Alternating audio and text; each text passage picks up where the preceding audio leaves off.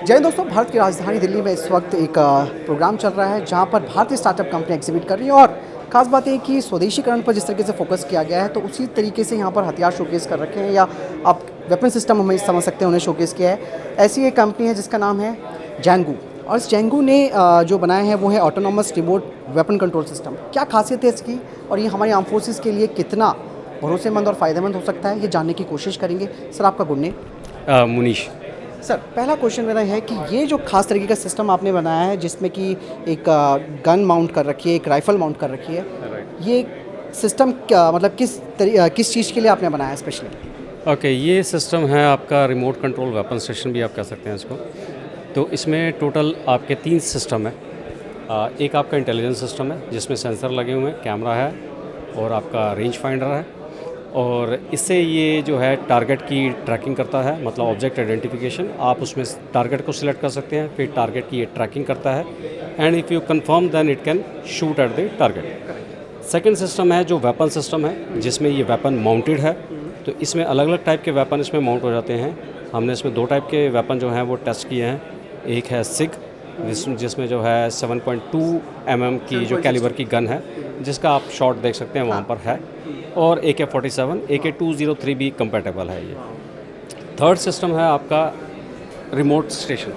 सो ये remote station जो है, यहाँ से कोई भी जो ऑपरेटर है वो इसको वेरियस मोड में ऑपरेट कर सकता है। इसके वेरियस फीचर्स हैं जो मेरी कोलीग जो है वंशिका, वो आपको थोड़ा सा एक्सप्लेन करेगी। वंशिका, जहाँ तक सर ने भी समझाया इस सिस्टम के बारे में कि इसमें सेंसर्स लगे हुए हैं, उसके बाद इसमें अलग अलग तरीके की गन माउंट की जा सकती हैं जिनके बारे में नाम बताया उन्होंने।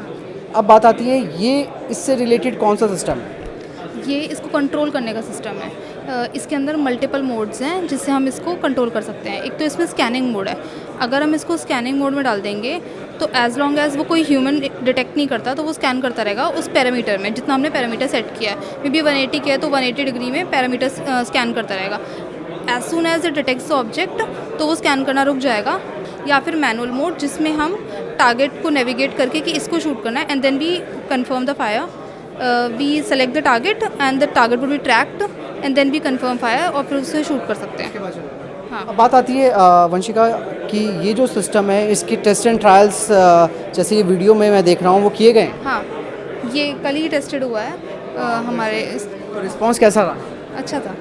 हाँ, इसने पूरा रिकॉयल भी झेला, सब कुछ किया, so it was quite good. जब बात मैं कर रहा था आपके सर से तो उन्होंने कहा कि रिकॉयल को लेकर एक खास मैकेनिज़्म इस पे है जिससे कि वो झटका जो लगता है उसको कन्वर्ट किया गया है। रोटेशनल फोर्सेस की इस तरीके से डिज़ाइंड है कि जो रिकॉयल है वो रोटेशनल वे में ही होता है, वो तो इस पे जाता नहीं है, पीछे नहीं जाती है। तो इस सिस्टम को ऑपरेट करने के लिए कितने सैनिकों की ज़रूरत पड़ती है?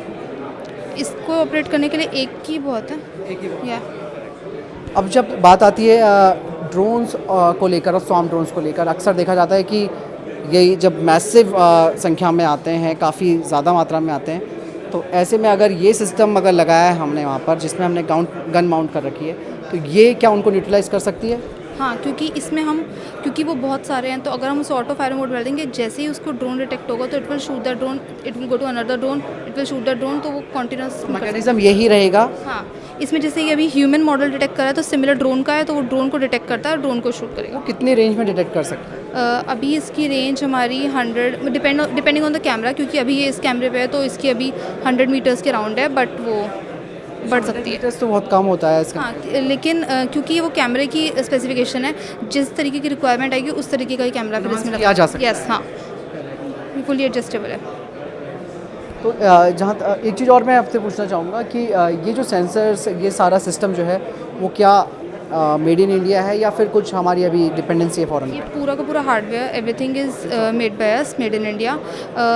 कैमरा एंड जो लिडार वगैरह है वो बाहर से हैं। या कोशिश रहेगी कि भी इंडियन वेंडर से। हाँ, इंडियन वेंडर से हमें प्रोवाइड हो रहा होगा तो हम इंडियन वेंडर से ही करेंगे। तो मतलब साफ है कि इसमें मतलब कि हमारे आर्म फोर्सेस की सेफ्टी को भी फोकस में रखा गया है। और जहाँ तक मुझे लग रहा है कि इन चीज़ों को देखते हुए कि मेड इन इंडिया कंटेंट इसमें है, तो एक तरीके से ये सेमी ऑटोनॉमस कह सकते या सेमी ऑटोनॉमस है, क्योंकि सबको नहीं चाहिए होता कि बिल्कुल ऑटोनॉमस हो, ह्यूमन इंटरफेरेंस चाहिए। हैं। बाकी जहाँ तक बात आती है एआई को लेकर, तो एआई इनेबल्ड है आपका ये हाँ, ये AI इनेबल्ड है, तभी ये ह्यूमन डिटेक्शन, और फिर इसको जैसे किसी को भी डिटेक्ट करा तो उसको ट्रैक भी करेगा, ये उसकी तरफ फिर गन मूव करेगी, तो उसमें AI इनेबल्ड ही है। हाँ, या इसमें हमारे खुद के मॉडल्स चल रहे हैं जिससे ये ट्रैक डिटेक्ट हो रहे हैं।